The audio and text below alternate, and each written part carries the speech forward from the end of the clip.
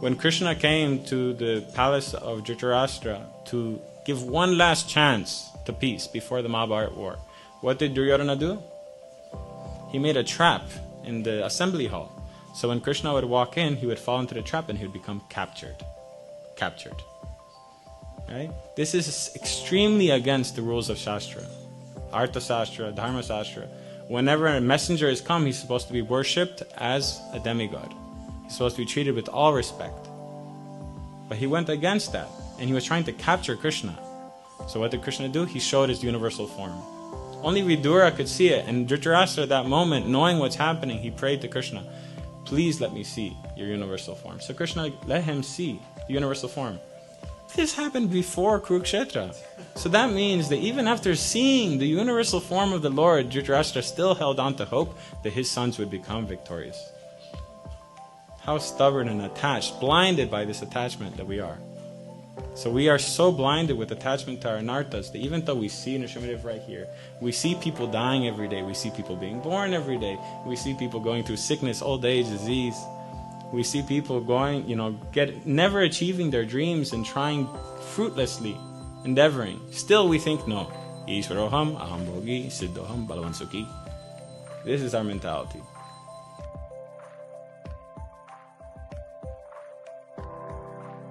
Please be patient with me. I am not very experienced in giving classes, but I will try my best to share with you any realizations I've learned and to simply parrot what I've heard from other greatly persons. So, today is Balaram Jayanti, Shri Balarama ki. And of course, as we heard in the morning class, Balaram was the 6th son of Devaki, or the 7th, depending how you look at it. And he was a miscarriage in Devaki's womb, and he was transferred to the womb of Rohini in Nandagram, right? At that time, they're in Gokula, right? So Balaram is a direct expansion of the Lord. He has all the qualities of the Lord. I think the only one he doesn't have is the peacock feather, right? Everything else he manifests himself. And as we know, he expands himself into Sankarshan, and Sankarshan expands himself into Pradyumna, Aniruddha, right? And through Aniruddha, he comes into our heart as Paramatma. So he's always there with us as Guru, right? So Balaram and Guru Tattva are one and non-different. Balaram is the spiritual master of everyone because he's always engaging us in the service of the Lord. He expands himself as the dham, as the paraphernalia, as the shoes, as the clothes, everything to facilitate the service of Krishna and to engage others in the service of Krishna. Right? Balaram, he manifests himself in the dham, in Vrindavan, in every form. And not only that, he is one of the only people, I think he is the only person, who interacts with Krishna with all 5 rasas. All the 5 rasas that are there in the spiritual world, right? He treats Krishna as a senior, right? Vatsalya ras, he treats Krishna as an elder brother. He bathes him, takes care of him, protects him. As a friend, he's there. As a servant, he's there. He's the greatest servant, right? And in Madhurya ras, he expands himself into Ananga Manjari. And Ananga Manjari is always facilitating in Madhurya ras everything for Krishna. So even he makes sure that in that realm, he's taken care of. He's fully facilitating the pastime of Krishna.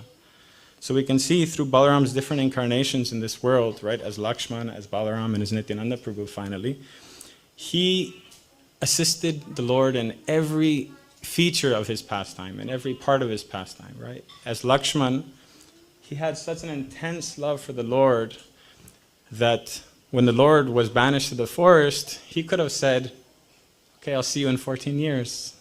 Bye-bye, have a nice time. But no, there was not a question, right? Sita had to go with the Lord because she's his wife, right? And husband and wife are non-different, they go. But there's no vow amongst brothers that they have to stay together. How many brothers live together full time and relate just like Lakshman and Ram did, right? So the pure love that Lakshman had for the Lord was tested in hard times and in good times, right?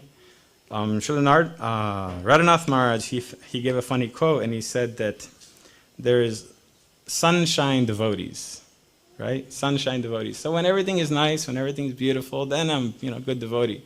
But the slightest inconvenience, then immediately you wither away. This is not the devotee we want to be, right? And Lakshman personifies that. Not only was he in the forest clearing the pathways, taking all the thorns for himself, making sure nothing touched Ram or Sita.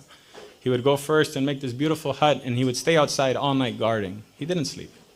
Not only did he do all that, but he took some of the most difficult instructions of Ram to do. After they rescued Sita, so much difficulty, what did Ram tell him? Make a fire. Sita's chastity has to be tested. How could he do that? Right? So painful that pastime was for Lakshman to follow, but he did it because it was the instruction of the Lord.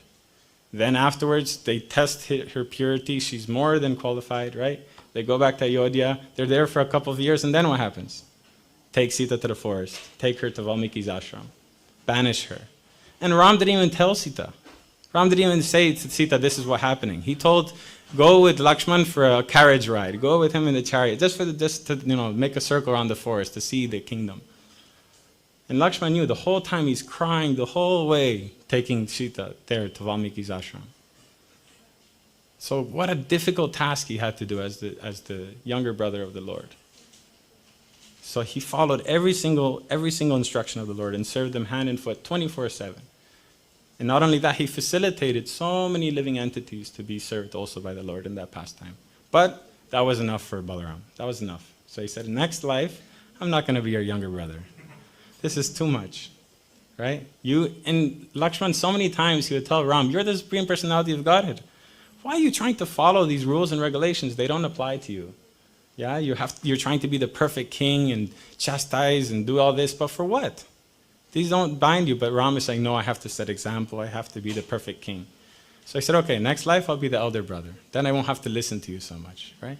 So he came as Balaram. But what did Krishna do?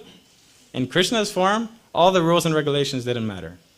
So now again he's in problems. And he's constantly with Krishna, making problems with Krishna.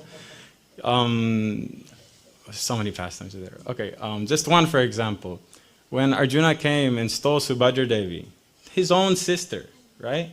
Balaram was ready to go and annihilate all the Pandavas there and then. What did Krishna have to do? Pacify him. Say, no, it's okay. He said, what are you talking about? It's okay. They just stole our sister from our house. No, it's okay. It's okay. Bhima breaks the thigh of Duryodhana, Balaram's own student. And breaking the thigh is considered very irreligious according to Kshatriya law. Right? When you're fighting, you should never hit below the waist. But he broke the thigh. Balaram was there. Balaram came to kill Bhima. And Krishna said, no, it's okay. Right? So he's protecting the, not irreligion, but breaking of the rules now. First in Ram, he's no, rules are rules, and now, no, rules don't matter. So Balaram had enough. Right? So many pastimes are there with Balaram, with Krishna facilitating him. So what did Balaram do after all that? He went on pilgrimage. He said, this is enough. I'm going on pilgrimage. And he went on pilgrimage throughout whole India, and so many pastimes are there. Right? And then finally, towards the end of his incarnation as Lord Balaram, he started exhibiting that mood of Adbhut. That I don't want to be involved in this anymore. I just want to focus on my devotional service. And so when he came with Nityananda Prabhu, that was his mood from the very beginning. He was full love of Godhead. Full. Anyone who wanted it, he would give it to them. Nothing mattered. Chaitanya Mahaprabhu was trying to be the sannyasi, the focused, the proper sannyas, right? And what did Nityananda Prabhu do? He broke the danda of Chaitanya Mahaprabhu said. What is this renunciation? Right? So already he had that mood. So you can see the first one, he was trying to follow. Second one, he was trying to guide. Third one, he gave up. He's like, no, I'm going to do my devotional service. I'm going to preach your glories, whether you like it or not. How I like it, I'm going to do it. He would go in the Ganga and wrestle with crocodiles. He would climb on the top of bulls and scream, I'm Mahadev. Right? And Haridas Thakur would be there running after him. Shanti, calm down. He wouldn't want to go with Nityananda Prabhu because Nityananda Prabhu was so unpredictable. What he would do that day. And then he went in Jagai Madai, right? He went to the most abominable drunkards that were there to make them devotees. And Haridas Thakur was like, no, we shouldn't. But Nityananda Prabhu was unpredictable. Right? So through the pastimes of Lord Balaram, we can understand many important lessons. Bhaktivinoda Thakur writes that all the demons that were killed by Krishna and Lord Balaram represented different anarthas that are very difficult to conquer in this material world. But we can understand that through either the mercy of Krishna and the holy name, or through Guru, we can cross over these very difficult anarthas. So we'll go through a few of these pastimes of the Lord and talk about the different meanings behind them and how we can cross over these anarthas that are very difficult to get rid of. So first we'll start with the story of Pralambasura. Pralambasura, as you all know, was a very, very powerful demon. This is something that sometimes people don't understand. These demons that came to Braj were more powerful than any of the Kshatriyas that were in the Kurukshetra war. Any of them. Not a single one. All these demons were normally conquerors of even the heavens. Bakasura defeated Indra. Right? Trinavarta fought with many demigods. Agasura, even the demigods were scared of him. But the Kurus, they weren't that powerful.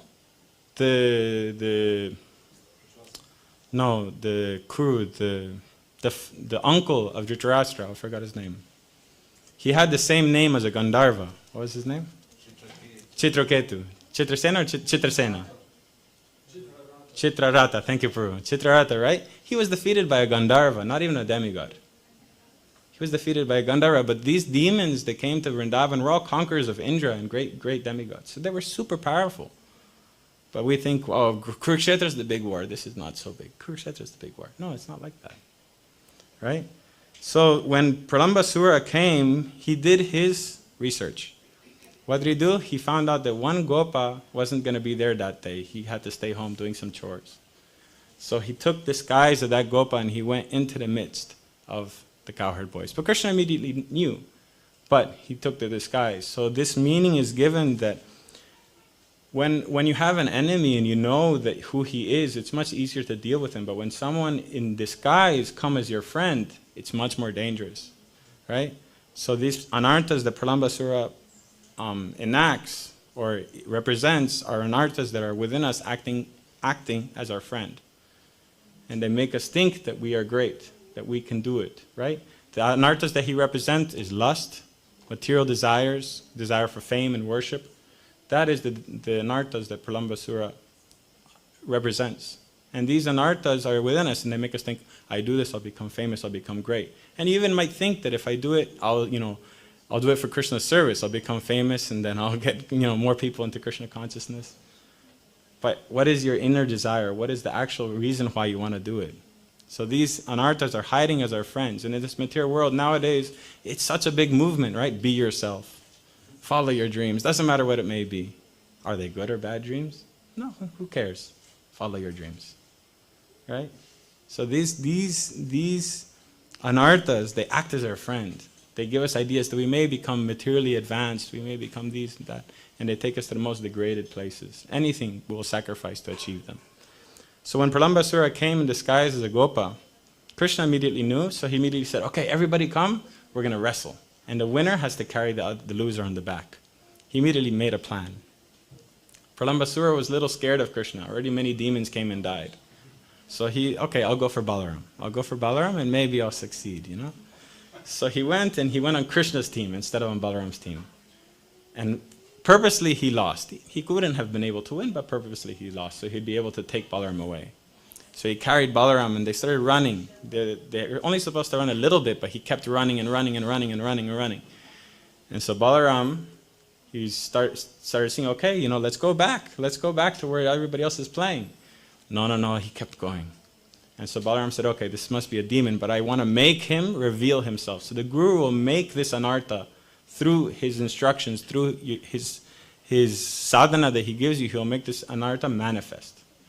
And so Balaram, what did he do? He became as heavy as Mount Meru. And the demon had to manifest his form. So the instructions of the Guru are like Mount Meru. And they bring out this anartha within you, and then they're able to smash it. So what did Balaram do when the demon manifested himself? One swift punch to the side of the head, and bam, his head finished. He fell down to the ground, dead. So Balaram, he was able to destroy this demon so easily, but he first made him manifest himself. He brought out. So by the instructions of the Guru, by the guidance of the Guru, and by following his instructions, we were able to cross over the most difficult anartha of lust and desire for worship, for pride, for fame. Just like Balaram destroyed Pralambasura. Yeah? The next one we're going to talk about is Dhenukasura. Dhenukasura is, or other words, the ass demon, right? The donkey demon. And donkeys are famous for what? For complete stupidity, dumbness, right? They carry heavy, heavy loads and they don't even notice, as long as there's a carrot there, as long as there's the idea of some material gain. So what burden are we carrying like donkeys? This karma. The karma that we want to perform activities and get the reactions, and get the good or bad reactions. We think, I will do this and I'll gain some material benefit. I'll do this and gain something. This idea of carrying this karma is just like the donkey carrying this burden for no reason. We should give it up. And so Balarama, what did he do? He destroyed this demon of Dhenukasura, to destroy this ignorance, the spiritual ignorance that is there within all of us. Yeah? Another story, another pastime, and another anartha that we have is the story of Dvivida the gorilla. Right? So Dvivida was one of the generals in the army of Sugriva. Right? It was Dvivida and Mainda, his brother. Mainda, right? His brother. They were such powerful generals in the army of Sugriva. And one might think, how was such a great devotee, great general, serving Ram and Lakshman right next to them, giving up his life in the service of the Lord, well, ready to give up his life in the service of the Lord. How did he fall to such a degraded position? Right? He, at the time, once his friend Narakasura was destroyed by Krishna, he became so upset, he started doing the most abominable actions. He would go to the places of sacrificial arenas and destroy and chase away all the brahmanas. On top of that, he would pass urine and stool all over the sacrificial arena. He would go into the villages, capture people by the thousands, put them in caves, right? It says in Krishna book. He would block the caves with big stones to trap these people. He would go into the ocean and with his big arms, because Dvivida, you have to understand, he's from Treta Yuga. So he was way bigger than anyone at that time. And with his arms, he would move the ocean and it would flood all the cities around. Imagine how powerful he was. He would just move his arms and send the waves to different cities, and it would tsunamis would come and destroy the cities. Right? He would go into the families of aristocrats and pollute their daughters by forcibly raping them. How can a devotee who went and sacrificed so much to protect a woman, Sita Devi, fall to that stage, the exact opposite? Simply because of the offense he made, a false pride. At the time when Lakshman was hit by the weapon of Indrajit and fell to the ground unconscious, Dvivida, thinking himself so powerful, thought that wouldn't happen to me. This Lakshman must be a mortal, must be a normal person, that he was knocked out by a weapon of Indrajit. How can he be the Supreme Lord if he was almost killed by this weapon? Of course it was a pastime, we understand. But he thought himself powerful at that moment, and he committed that offense. When one commits offenses due to false pride, then he is attracted to other people who commit such offenses, and bad association comes. So he became friends with Narakasura, Baumasura. And because of this bad association, he became so degraded. So degraded. Right? I think in the Bible, Radhanath Maharaj was talking, he said in the Bible it's described that pride is followed by fall down. Pride comes before the fall. Right? So because of this false prestige and false pride, he fell to such a great level of degradation. And there's many other demons, not demons, but personalities that Lord Balaram killed or vanquished or taught a lesson because of this false pride. And this is one of the things that the Guru is most, he's always trying to look out for his disciples to make sure they don't fall into this situation of false pride, because it is the root of everything.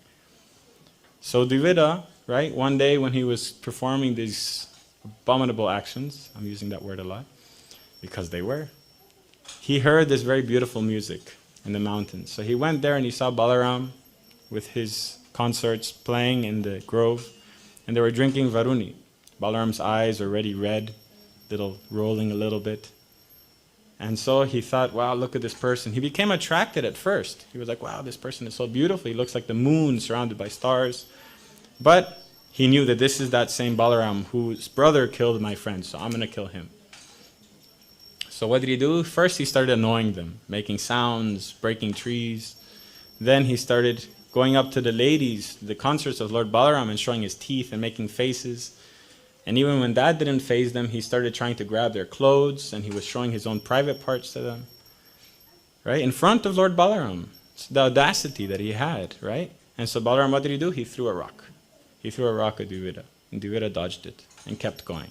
So Balaram understood, okay, this is time to do something. So he called for his plow, and Dvivida grabbed a tree, a sal tree. I don't know if any of you have worked with sal, but sal is very common in India, and sal is so strong that it doesn't float. You cut a sal tree and you put it in the water, it'll just drop like a rock. It's so dense. I was working with sal one time and all the drill bits were just breaking like if I'm drilling in stone. So strong, so heavy. In Mahabharata, whenever they describe the thighs of Bhima or the trunk of Bhima, they say sal tree because that's how they were. So strong. So he took this sal tree and he was about to smash Balaram with him. Balaram with his plow and with his mace broke them into pieces. And then another tree and another tree and another tree. When all the trees are gone, they started grabbing rocks and throwing it at Balaram, and Balaram was just breaking them. Raghunath Maharaj points out that it's the origin of cricket and baseball. Hitting rocks with a bat. And when there was this dust, and how here they break the trees for heating, how do they call it? The wood chips everywhere and rock dust everywhere. Dvivida came with his bare hands to hit Balaram. And Balaram, what did he do? One hit to the collarbone and Dvivida was dead. Right? So Balaram still, because of Dvivida's service to the Lord, even though he fell to such a degraded position, he was still killed by the hands of the Lord. Mercy was still there. But we have to understand the danger of criticizing or the danger of committing offenses because of false pride. Thinking oneself greater than other Vaishnavas, thinking oneself more advanced, and therefore putting other people down or trying to find fault. That leads to bad association. And just like Dvivida, we can be taken to such places that we can't imagine right now. Right? For Dvivida to fall to that level, we can't even imagine how it was possible, but it happened through bad association and through criticism of devotees. Yeah? After Balaram defeated Dvivida, right, it was already getting closer to the battle of Kurukshetra. Still a little bit before, but it was getting closer. And the daughter of Duryodhana, Lakshmana, she was having her Swayamvar, right? Swayamvar is, of course, a great festival that's held for the princesses to be able to choose their husband to be, right? So the Kshatriyas will come, display their strength in some task or championship, and then the princess can choose who she wants to marry. And Samba, he saw the princess and he desired to marry her. So he came and he kidnapped the princess. This rite of marriage is called the Rakshasa. There's 8 different types of marriages according to Manu. There's the Brahma, the Daiva, the Asura, the Rakshasa are the main 4. Right? And so the Rakshasa is 2 types. The Rakshasa is one that you kidnap the woman or that you enchant her at the time of her weakness. So if she's intoxicated, if she's going through some great distress. Nowadays, that is dating, no? You go to the bar. That is dating. Rakshasa. It's the only marriage that's there nowadays. Right? Brahma is where the family of the girl approaches the family of the father, not the husband himself. Daiva is where the family of the girl approaches the husband himself. Then the Gandharva is where the boy sees a girl that he likes and goes to the family or goes to her directly. So there's different levels, but Rakshasa, the most abominable, at that time for Kshatriyas was considered okay, not in Kali Yuga anymore. Of course you can't do that, right? But in Dwapara Yuga that was still accepted. And so Samba, he took Lakshmana. But when he started escaping, according to Shastra, if the person is able to kidnap the girl and is able to escape, right, without losing his life, they should be considered married. And they will be brought back and given full rights and full hospitality because it's almost like part of a game. But the Kurus didn't take it that way. They said, how can this happen? And so all these great Maharatis, they went in their chariots and they all pursued Samba. And it must have been hundreds of them against one Samba. So Samba lost. And he was taken as captive. As soon as the Yadavas heard, the Yadu dynasty heard that Samba was taken captive, in seconds they were ready to fight. Now we have to understand one thing. The Yadus were so powerful at that time. So powerful. In the Mahabharata, how many Akshahinis were fighting total? 18, right? But in the battle of Baumasura and Krishna, how many Akshahinis were fighting? 22. 22 Akshahinis, more than Mahabharata, but we don't hear about the fight of Baumasura and Krishna so much as we hear about Mahabharata. The Yadu dynasty had many more Akshahinis than all of the Mahabharata combined. Both sides. Duryodhana only had, 4 Akshahinis of his own, then he had to go get 2 from Yadavas, 2 from... forgot his name. He had to go collect Akshahinis, collect the army. But Yadu dynasty already had over 30 or 40 or 50 Akshahinis in reserve all the time. When they fought Salva, it was another 16 or 18 Akshahinis fighting. Right? So they were so much more powerful. They were ready to go and destroy the Kaurava dynasty right there and then. But Balaram, having great affection for Duryodhana and the Kauravas, he said, let me go first and talk to them and let's see. So he took Uddhava and he went to the Kuru dynasty. He went to Hastinapur. And he sat in a garden outside and he sent Uddhava to go and tell them that I'm here. So Uddhava went and immediately they all came out so happy to see Balaram because they knew Balaram was their well-wisher. And they know Balaram's power. Even though they know Balaram's power, this pastime still happens. Anyway, it keeps going, right? And they came to see Balaram. They gave him full worship and they asked Balaram, how can we serve you? And so Balaram says, look, I understand, mistake happened, you took Samba. He was saying, you did the mistake, he told the Kurus. Not Samba did the mistake. He said, you did a mistake, you took Samba, you shouldn't have. But okay, give him back, and because of our marital ties now, we're willing to forgive you. But give him back. And what did the Kurus said? They said such nasty things to Balaram. He said, look at this. The shoes are trying to be worn on the head now, they're saying. Right?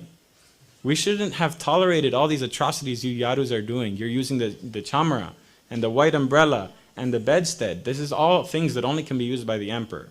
You see, the Kuru dynasty belongs to the Surya Vamsh and the Yadu to the Chandra Vamsh. The Surya Vamsh are always the emperors of the universe, of the world.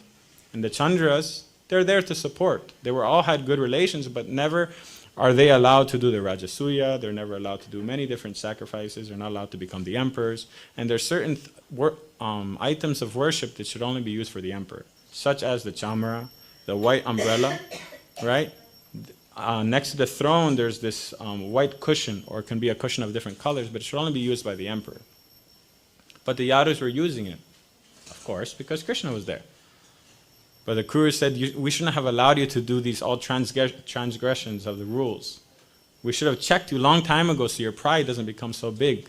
And said so many nasty things to Balaram. Balaram kept quiet, but his eyes were becoming red with anger. And he was just like, because you can imagine, the power of the Yadus are so much greater. Krishna defeated Jarasandha how many times? 18 times. Each time, how many Akshahinis did he come with? 11, 12, 13, 11, 12, 13. Right? In Krishna, it says in Krishna book, he didn't allow even one of his soldiers to get injured at that time. So Krishna, the Yadus, even from a material standpoint, were so much more powerful than the Kauravas at that point. But Balaram kept quiet and heard all their insults. And then they left in a huff, left back to their palace. What did Balaram do? He took his plow and started dragging Hastinapur into the Yamuna.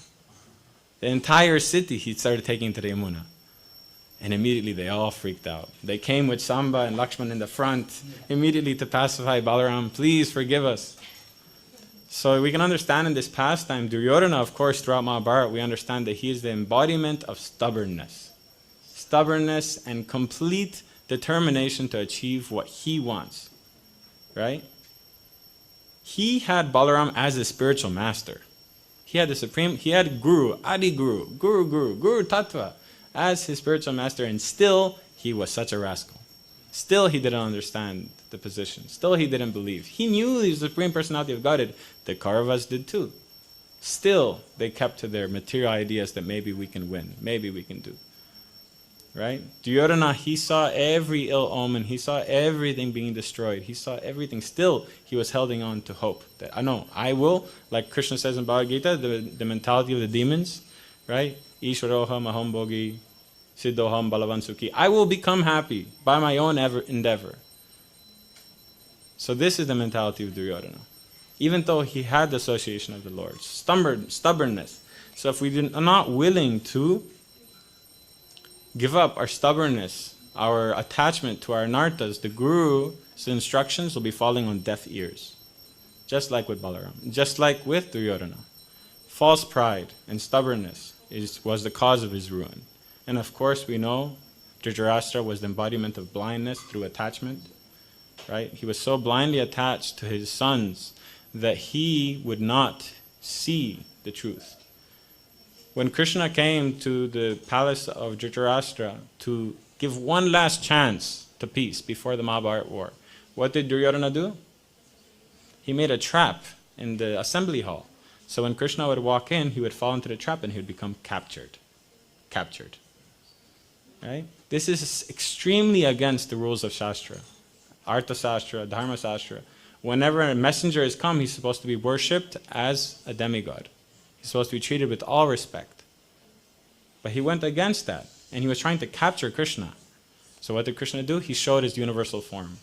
Only Vidura could see it, and Dhritarashtra at that moment, knowing what's happening, he prayed to Krishna, please let me see your universal form. So Krishna let him see the universal form.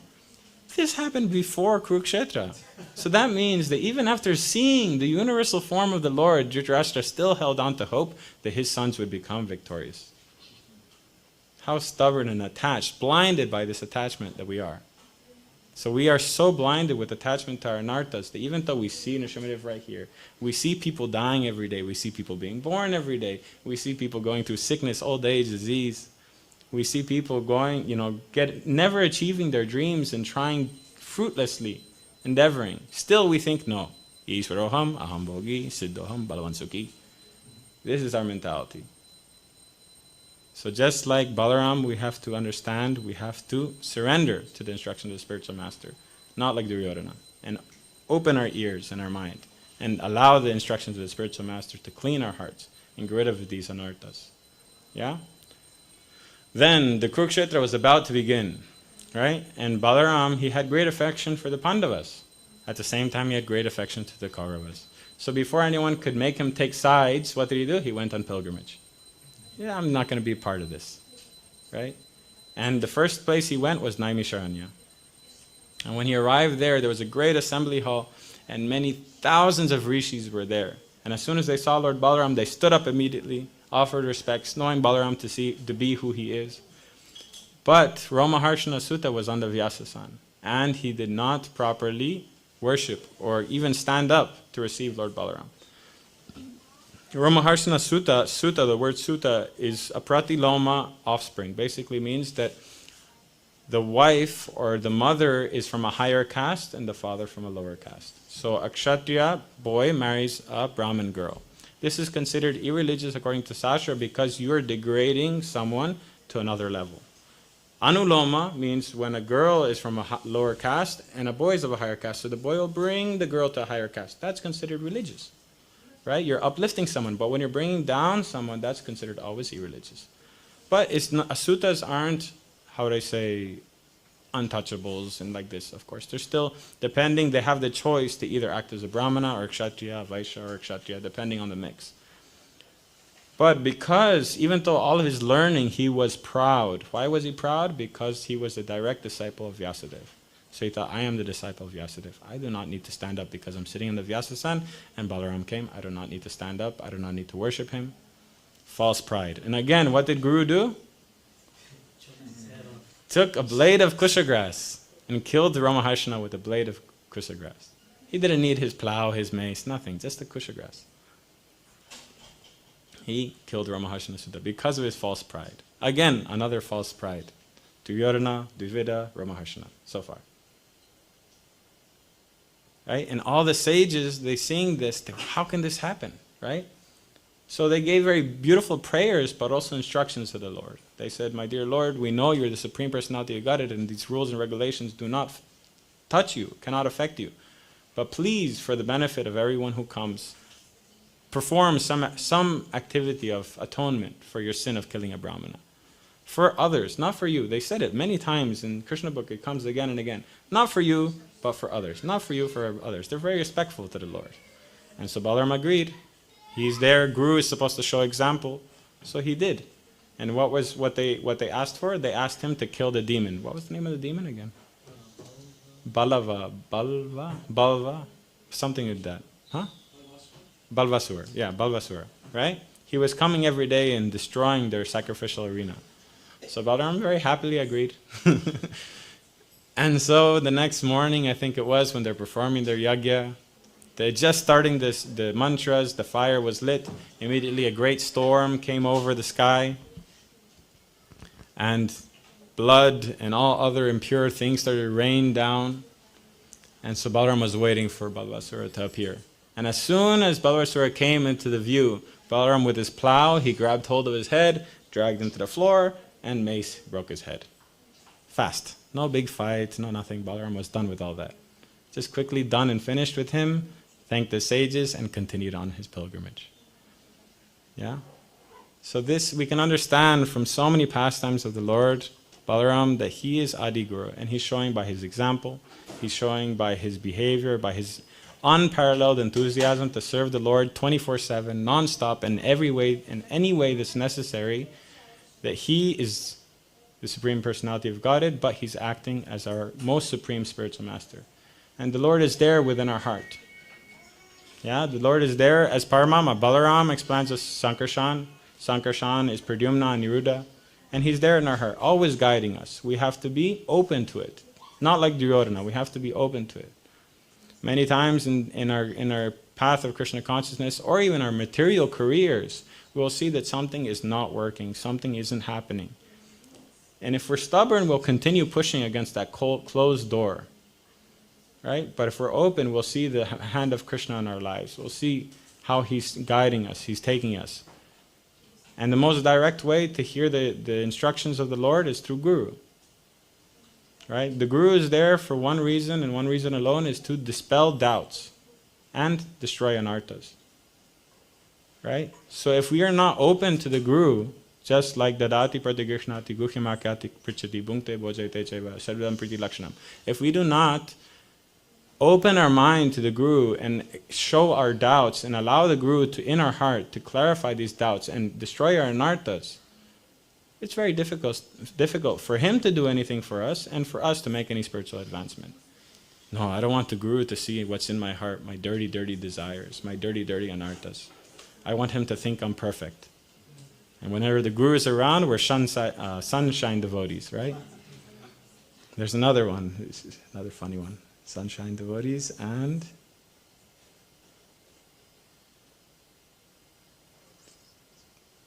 fair weather Vaishnavas.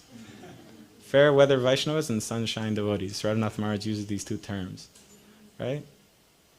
So we cannot be like that. We have to open our hearts to Balaram. We have to open our hearts to Guru. We have to open our hearts to devotees. So they help us destroy these anarthas that are deep-rooted within our hearts. Yes?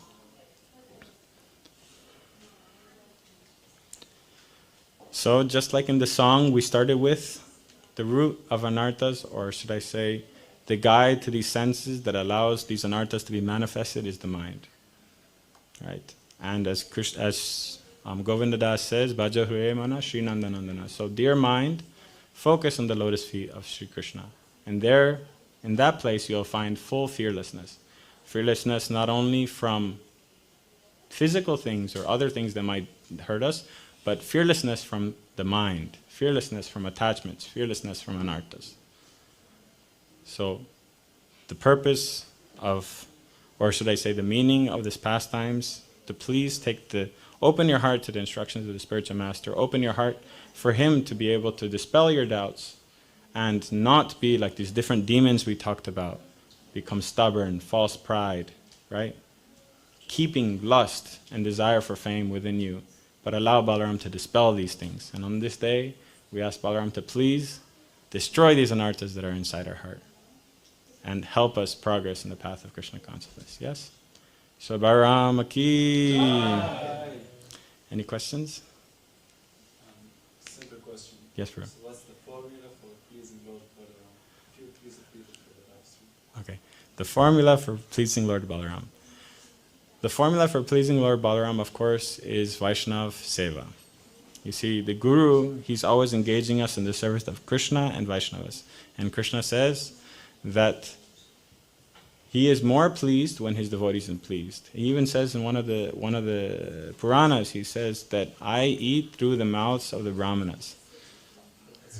That's Krishna, right? I'm more pleased than putting ghee in the fire than if you put ghee, things cooked in ghee, in the mouth of the Brahmanas. Right? So focus on serving the Vaishnavas, developing relationship with the Vaishnavas, and in that way you will please Guru, you'll please Vaishnava, right? It says Guru, Vaishnava. What? No, there's a order. I forgot it. Anyway, it's by worshipping the Vaishnavas, then the Guru becomes pleased. And of course, Guru Seva is very important, but the Guru is always looking for your progress in devotional service. By seeing your enthusiasm and your determination, the Guru becomes more enthused to help you. It's like, for example, if you're trying to teach someone something, but they refuse to hear your good instructions, it's very useless to tell them. It's anything, right? There's the famous story in Hitopadesh, right? Hitopadesh is children's stories, but Prabhupada quotes it quite often. That there was some monkeys, right? And it was very cold. So they were trying to make a fire, and they're looking for something to make fire, and they found a light bug, those bugs with some light, and they threw it in the leaves and started blowing, trying to make fire. And there was a bird nearby, and so the bird said, monkeys, what are you doing? There's not going to be any fire. You should go look for some rocks, hit them together, and make some sparks. And the monkey said, keep quiet, we know what we're doing, kept blowing. And so he kept saying, finally the monkeys became annoyed, grabbed the bird and smashed the bird. And so the moral of the story is that don't give good advice to people who don't listen. Right? So the same way, the Guru won't keep telling you something 10 times, 15 times. If he sees you have no inspiration to follow his instructions, instead of telling you more and making you perform more Guru Parad, he will keep silent and let you do whatever you want. And when you give up and you come with surrender, then he will open and he will give you all instructions. Right? Also, it says in Bhakti Rasamrita, in Bhagavad Gita, it says, Tadvidhi pranipatina pariprashnena sevaya. That knowledge which is received through humble service and humility, questions asked with humility and humble service, then the spiritual master can give you full knowledge. So, by following the instructions of the spiritual master to the best of one's ability, serving Vaishnavas, and always being enthusiastic, therefore the Guru becomes pleased. Guru doesn't want anything for himself. He wants to see you progress. That is all he asks for. So by earnestly trying in Krishna consciousness, the Guru will become pleased and will shower more mercy and more instructions and dispel more of your doubts. Does that help your question, Prabhu? Yes, Prabhu? The son of Ramaharsana Sutta, is that the same one from the Bhagavad Gita? Yes. Ramaharsana Sutta's son was Sutta Goswami. Yeah, and so the sages, when they're imploring Balaram after he killed him, he said, just before you came, we gave him the benediction of long life. Just before you came, we gave a whole sankalpa, we bathed him, we worshipped him, we gave him benedictions, we gave him long life so he'd be able to go on preaching. And then you, right? So they asked to please transfer those benedictions to the son. So Balaram blessed Sutta Goswami, and therefore Sutta Goswami was such a perfect recipient of Srimad Bhagavatam, and was able to repeat it even sweeter, right? It says that this Srimad Bhagavatam fruit has become even sweeter after being tasted by the lips of Sutta Goswami, right? Just like when a parrot picks the fruit, right? So that example is given because of the blessings of Lord Balaram. He had the blessings of Guru, Adi Guru. Yeah. Yes, Prabhu. I really like the question, the story of Balaram running away from Jarasandha. Yes. Of the mountain, where you can explain it. Well, Krishna and Balaram were together at that time. You see, Krishna and Balaram at that point, correct me if I'm wrong, it's been many years since I've read the story, but Jarasandha kept attacking Mathura at that time, kept attacking Mathura, kept attacking, because he was so mad that Kamsa was killed. And so Krishna and Balaram defeated him. And finally they gave up. They were just like, okay, enough. How many times we're going to kick you and then you come back? Right? They didn't kill him because they knew that Bhima was supposed to do that. They didn't kill him for that reason. But they kept going. So knowing that they can't kill him, and knowing he's not going to give up, they decided to divert him. And so when he came again, Krishna and Balaram walked out of Mathura's gates and started going. And so that Jarasandha was chasing. And so to be able to give the inhabitants of Mathura enough time to travel to Dwarka, which was an island, a floating palace place where Jarasandha could not come anymore, they diverted the entire army away, and then finally they jumped off a cliff, right? And he could not follow there anymore, right? I heard a small detail that they went up the mountain, and then Balaram saw beehives and all the honey dripping there.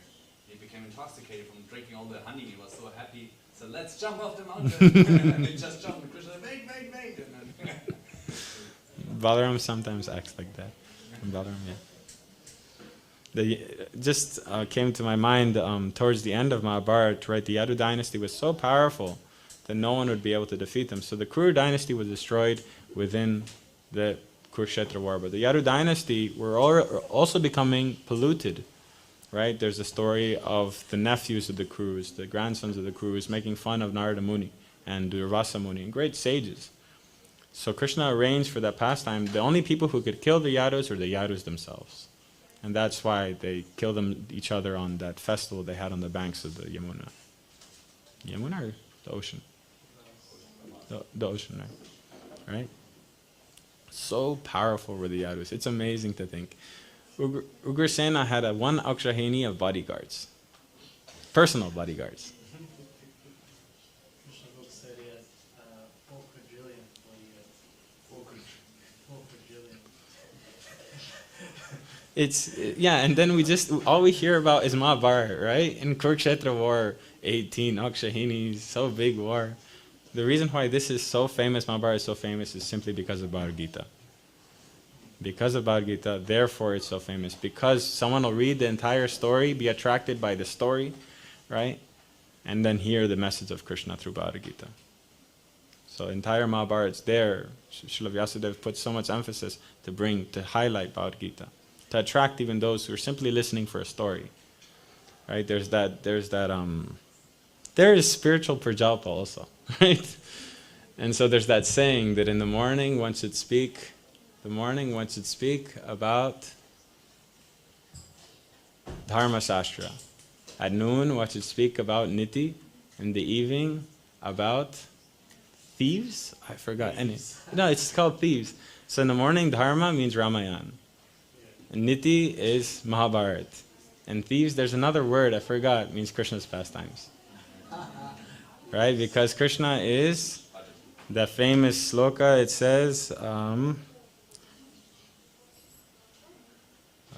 Braje prasiddham navanita choram gopangananam chatukula choram aneka janmarchita papa choram choragraganyam purusham namami.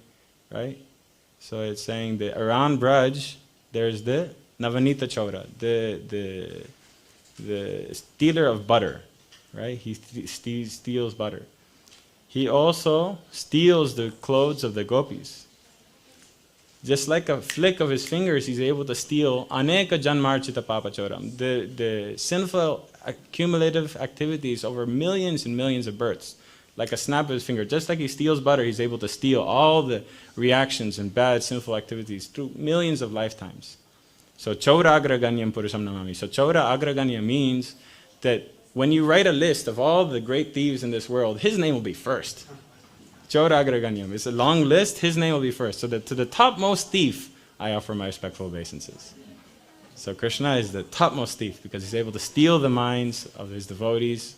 He's able to steal our sinful activities. If you're open to it, Krishna, please take my anarthas, steal my anarthas. So Chora Agraganyam Purusham Namami. Very beautiful verse. Any other questions? Yes, bro. To the story of Dhenukasura, Yes. there seems to be some significance for when the demon starts hitting trees and hitting one tree after another until he ends at some point. Do you have heard anything about this? That part, no. But Dhenukasura was so powerful that Indra was not able to. Indra was enjoying the tal juice, right? Kamsa would send it to Indra, send it to Kamsa. But Indra was only allowed a small portion through Kamsa's instruction. Different demigods would come and try to take some of that. It was personal garden of Kamsa, which also talks about how powerful Kamsa was, right? But different demigods were trying to get the juice, but Dhenukasura was able to send them away and defeat them. Dhenukasura was so powerful. And that's what I'm saying. We always hear about Mahabharata, and we think that these demons who came to attack Krishna were small demons. No. They were way more powerful than any of the other demons that could come. They came. They were in Mahabharata, Jarasandha. All of them were nothing compared to these demons. Nothing, nothing. And Kamsa also was amazingly powerful. But we hear Mahabharata because of Bhagavad Gita. That's what we hear Mahabharata. That's what we hear. And because of such a great conflict, but because of Bhagavad Gita. Any other questions or comments? Yes, Prabhu. I once heard that every day a demon appeared in Vrindavan and Krishna killed a demon every day. Can you say more about this?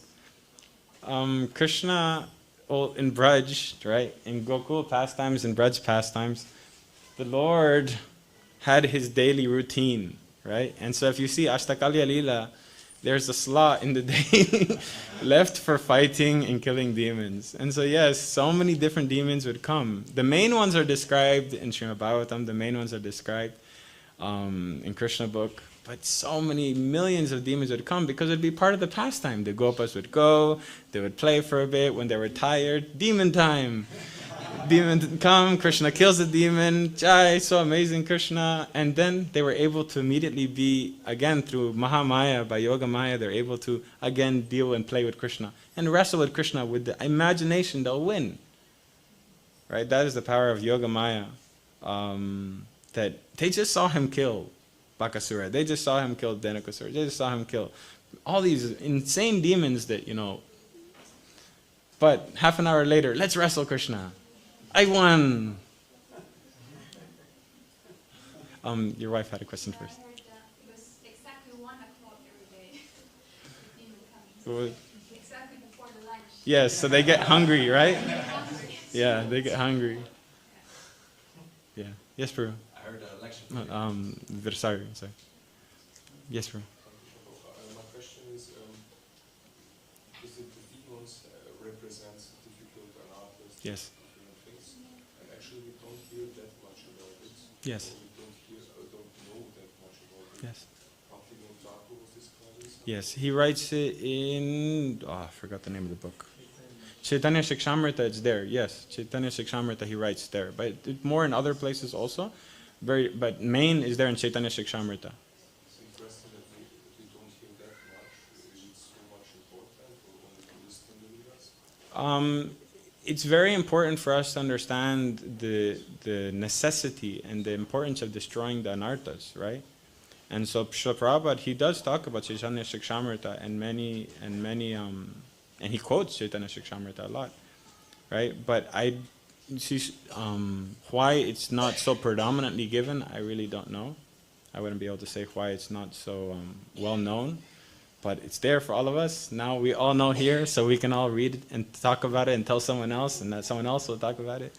It's very important, and it's amazing ways for us to understand more meanings and more. It's not that Krishna's pastimes aren't amazing if we don't know why he did it. It's still amazing, right? But it helps us, right? There's so many demons there, so Bhaktivinoda Thakur talks about. And thank you for mentioning that, because he also mentions that the demons that Krishna killed can be taken care of or can be nullified. The anarthas that are there, represented by those demons, can be taken care of by chanting the holy name. But the demons that are killed by Lord Balaram can only and will only be destroyed once we surrender to Guru. So that's a very important point. Thank you, Prabhu, for bringing that up. But yeah, they can only be destroyed by Guru. So this false prestige, this stubbornness, this intense attachment to material gain and pleasure, this lust can be only destroyed by surrender to the Guru. That's why Balaram destroyed those demons. Yeah. Yes, bro. Just fitting to the lunch, it's we heard from your spiritual master Arjuna Maharaj. He said that Krishna is taking lunch and they're sharing the food and they're saying, Krishna, I know why you can kill all the demons. It's only because you're eating the food of Mother Yashoda. So please share something with this and then we can also kill the demons. Yeah. Really beautiful pastimes are there. The conversations between the Gopas and Krishna are really beautiful. There's also the pastime of Govardhan, right? Where different people are doing different things and all thinking that they're doing it, right? So Krishna's holding up the hill and all the senior Gopas, Nanda Maharaj and them, are putting up their sticks and they're trying to help Krishna lift the hill, right? And they're thinking, we're helping Krishna. And Marumangal is there chanting mantras and he's saying, by my power, I'm holding up the hill, right? And Krishna loves that, you know? He doesn't need, oh, look at me, I'm holding it, right? At one point, what did he do? He lifted just a little bit, right? He took his hand off just a little bit. What happened? Everything started shaking. Again, they're like, no, okay, you hold, right?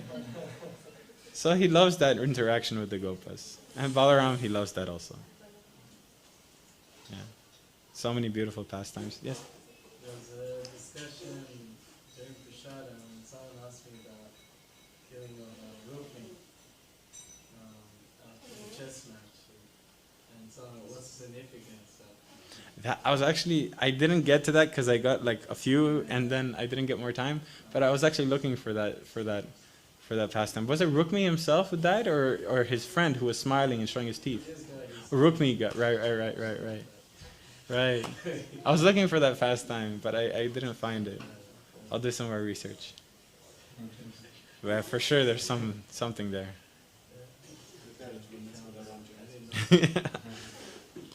Long list. Any more questions or we'll finish up? Okay. So in this way we can meditate on Lord Balaram and more importantly surrender to Lord Balaram, surrender to Guru, open our hearts and let him destroy these anarthas just like he destroyed the demons. Don't become like Duryodhana. This is something really amazing and the more you think about it, the more you understand, wow. Right? We sometimes think that no, if I was there I would know who Krishna is and I would surrender to him. You don't know that. They were there, they saw everything, they knew everything. But still they held on to their material attachments. We are in the same situation. What's the difference? Maybe Krishna isn't here physically in his spiritual form in this material world. But we see everything, right? There's that other verse what's the verse where you see people dying every day, you see people being born every day, but you think you'll live forever. Right? So this illusion is there with us. It's the same illusion. But we are not able to get rid of it because we're blinded by attachment to our anarthas, to our material desires. Sometimes you'll notice in the day, you're here, Prabhupada lecture or something, you're like, I don't really want to listen right now. I'm trying to enjoy something, I'm trying to, watch my little, TV show or whatever. I don't want to be distracted. I want to get a little bit of my material enjoyment right now. It's my enjoyment hour. So if we're able to do that, how are we any different right now? Yeah? Jai Shri Balarama ki, Balaram Jayanti ki, Shri Prabhupada ki, Jai Nitai Gaur Premanandi, Hari Hari Bol. Sri Paramahamsa Gaura ki. Jai.